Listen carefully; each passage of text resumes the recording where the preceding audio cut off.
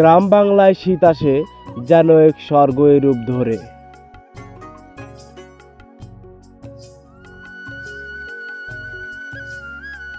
স্রষ্টা যেন রংতুলির আঁচড় দিয়ে নিজ হাতে আঁকিয়ে দিয়েছে আসমান ও মাটির ক্যানভাসে যেন এক স্বর্গীয় রূপ। এরম স্বর্গীয় দৃশ্য শুধু গ্রাম বাংলাতেই দেখতে পাবেন। ভাদ্রের তালপাকা ভ্যাপসা গরমের পর আশ্বিন পেরিয়ে কার্তিকের শেষ অগ্রহায়ণের শুরুতেই আগাম বার্তা নিয়ে হাজির হয় শীত।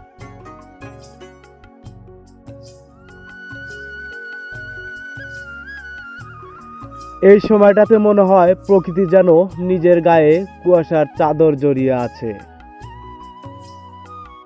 এই সময়টাতে পরিবেশ খুবই শীতল ও আরামদায়ক হয়ে থাকে।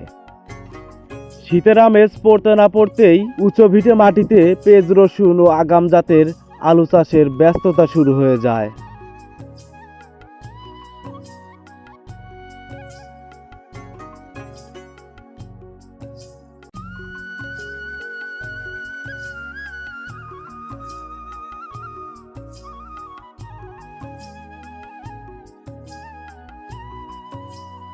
কার্তিক পেরিয়েই অগ্রহায়ণের শুরুতেই পাকতে লাগে কৃষকের সেই সোনার ফসল সোনার ধান।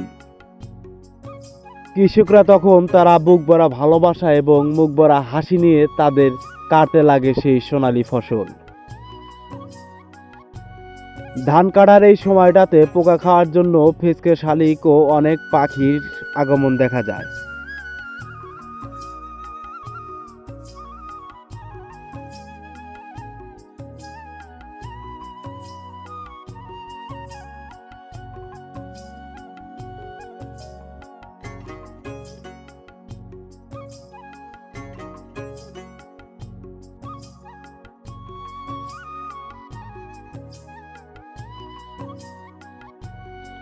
গ্রাম বাংলার শীতকে অন্যরকম মজার করে তোলে খেজুর রস। গাছে গাছে ঝুলতে দেখা যায় রসের হাড়ি। এই রস শুধু মানুষই খায় না, অনেক পাখিও খেয়ে থাকে।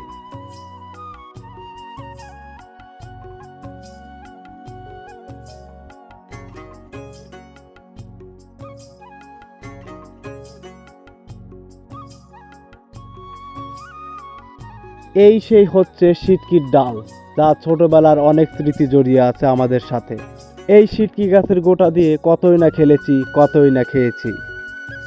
এই যে গোটা, এইটার নাম আমার জানা নেই, কিন্তু ছোটবেলায় এইটা পটল বানিয়ে আমরা খেলেছি, সবজি হিসাবে পটল ব্যবহার করেছি। শীতের সকালে আবসা কুয়াশার মাঝে যেন লিবিষ্টি ঠোঁটে দাঁড়িয়ে আছে, আপন মনে হাসি দিচ্ছে সেই কচুরি ফুল। বন্ধুরা, বিলটা ঘোরার পর আসলে আমার অনেক মজা লেগেছে, অনেক শান্তিও লেগেছে, কারণ আমি প্রকৃতিকে অনেক ভালোবাসি। এর জন্য আমার হয়তো ভালো লেগেছে। আপনাদের তো অবশ্যই প্রকৃতিকে ভালো লাগা উচিত। যদি ভালো লাগা থাকে অবশ্যই সকালে আপনারা বিলের ধারে ঘুরবেন, বিলের মাঝে ঘুরবেন, দেখবেন যে প্রাকৃতিক সাথে এই শীতের সকালে আপাতত আপনারা মিশে যাবেন। তো আমার ভালো লেগেছে, কিন্তু একটা জিনিস আমার খারাপও লেগেছে, সেটা হচ্ছে আমি যার জন্য এসেছিলাম এই বিলে, ওইখানে শাপলা ফুল বলে ছিল, শাপলা ফুল বলে অনেক ফোটে।